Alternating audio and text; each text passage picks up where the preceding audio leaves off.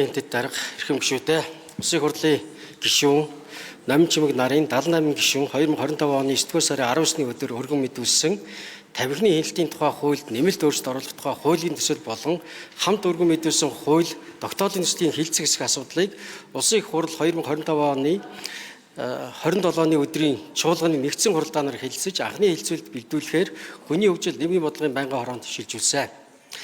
Монгол Улсын их хурлын чуулганы хуралдааны дэгийн тухай хуулийн 37 дугаар зүйлийн 37-2 цаасны дагуу Монгол Улсын их хурлын даргын 2025 оны 12 дугаар сарын 24-ний өдрийн 518 дугаар захирамжаар дээрх хуулийн төслүүдийг байнгын хорооны болон чуулганы нэгдсэн хуралдаанаар хилцүүлэлт битэх үүрэг бүхий ажлын хэсгийг Улсын их хурлын гишүүн Чимбүрэнгээр ахлуулж ажлын хэсгийн дэд давтлагчаар Улсын их хурлын гишүүн Баярбаатар гишүүд Улсын их хурлын гишүүн Баасан Жаргал, Бум Очир, Ганбаатар, Жаргалан, Сайн Зориг, Ундраа, Цингүүн, Их Насан, Наран Туяа нарын бүрэлдэхүүнтэйгээр байгуулан ажиллалаа. Хүний хөгжил нийгмийн бодлогын байнгын хороо 2026 оны 6 дугаар сарын 23-ны өдрийн хуралдаанаараа дээрх хуулийн төслүүдийг анхны хэлэлцүүлгийг Монгол Улсын их хурлын чуулганы хуралдааны дэгийн тухай хуулийн 39 дугаар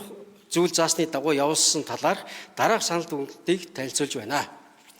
Ажлын хэсэг тамхины хэрэглээг бууруулах, хүн амыг тамхи болон никотин хамаарлаас үүдэлтэй эрүүл мэндийн эрсдлээс хамгаалах, электрон болон шинэ төрлийн тамхин бүтээгдэхүүний эрх зүйн зохицуултыг боловсронгуй болгох,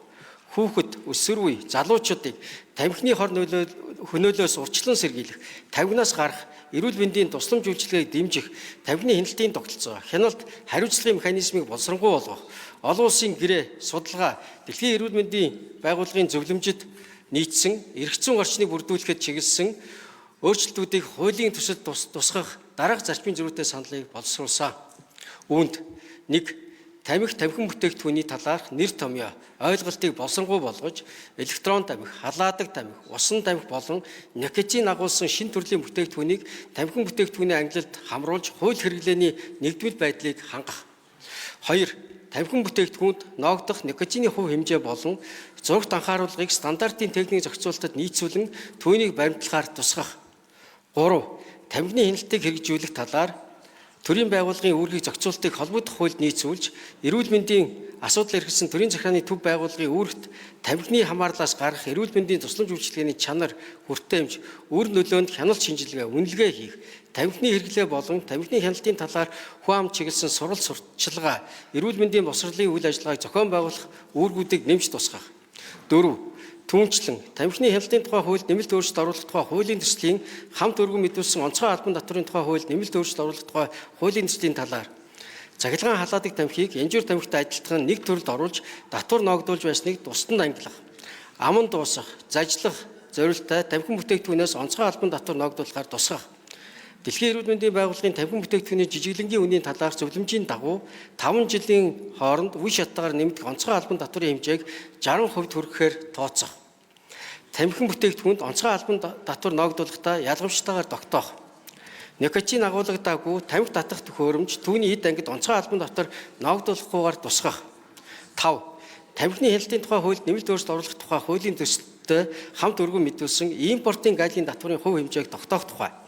Улсын их хурлын тогтоолын төсөл бүтээгдэхүүний нэр томьёог нийцүүлж үндэсний ангиллын кодыг шинжилэн тусгах зэрэг болно. Байнгын хорооны хуралдаанаар хуулийн төслийн анхны хэлэлцүүлгийг явуулах үед Улсын их хурлын гишүүн Мөнх сайхан онцгой албан татврын хувь хэмжээг нэмэгдүүлснээр тамхины хэрэглээ хэр хэмжээгээр буурах тооцоолол судалгаа байгаа эсэх мөн татвараас бүрдэх орлогын тодорхой хувийг эрүүл мэндийн даатганы сан болон тамхиталтыг бууруулах арга хэмжээ төвлөрүүлэх зохицуулалт байгаа эсэх талаар Улсын их хурлын гишүүн Саран Чулуун татах төхөөрөмж гэдэгт ямар төрлийн төхөөрөмжөд хамаарах эдгээрийг хэдэн төрөлд ангилж байгаа. Одоогоор зах зээл хэрэглэгдэж буй ижил төрлийн бүтээгдэхүүнээс юугаараа ялгаатай болох талаар ажлын дэд хэсгийн бүрэлдэхүүнд донтолтыг мэргэжлийн талаас тодорхойлох зан үйл судлаач орж ажилласан эсэх. Улсын их хурлын гишүүн Наран Туяа нара хуулийн төсөл нь байнгын хорооны анхны хэлэлцүүлгийн шатанд судалгаа нотолгооны хангалттай үндэслэлгүйгээр хэлэлцэгдэж байгаа талаар тамхинаас гарах эмчилгээ, зөвлөгөөний үйлчилгээ, сэтгцийн асуудал хариуцсан эрүүл мэндийн байгууллага хариуцахаар тусгасан тухайн байгууллагын хүний нөөц, ачаалтаа нийцж байгаа эсэх талаар мөн хуулийн төсөл электрон тамхины амт үнэрийг хориглохоор тусгасан бий болох үр нөлөө, эрсдэл, хууль бус зах зээл болон цаашид хүүхэд хэрэглэхгүй гэсэн баталгаа, бодит судалгаа, тооцоол үнэлэгдсэн эсэх нь тодорхойгүй талаар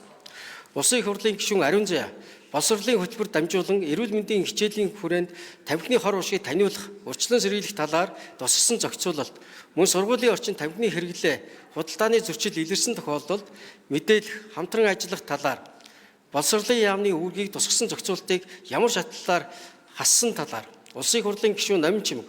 улс орнууд тамхины хяналтын бодлого боловсруулахдаа тамхины үйлдвэрлэл, худалдааны байгууллагын ашиг сонирхлоос ангид байх зарчмыг тусгасан зохицуулалт, мөн онцгой албан татврын орлогын тодорхой хэсгийг тамхиталтыг бууруулах арга хэмжээ болон шаардлагатай эрүүл мэндийн тусламж үйлчилгээний санхүүжилтад зарцуулах зохицуулалт, тамхин бүтээгдэхүүний зурагт анхааруулгын хэмжээг 70% болгон нэмэгдүүлэхээр төсөл тусахныг ямар үндэслэлээр хассан талаар асуулт асууж хариулт авсан болно.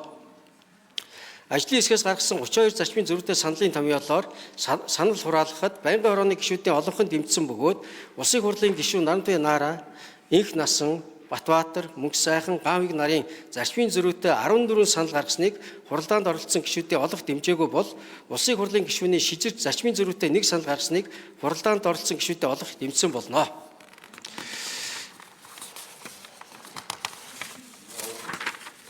Улсын хурлын дарга эрхэм гишүүдээ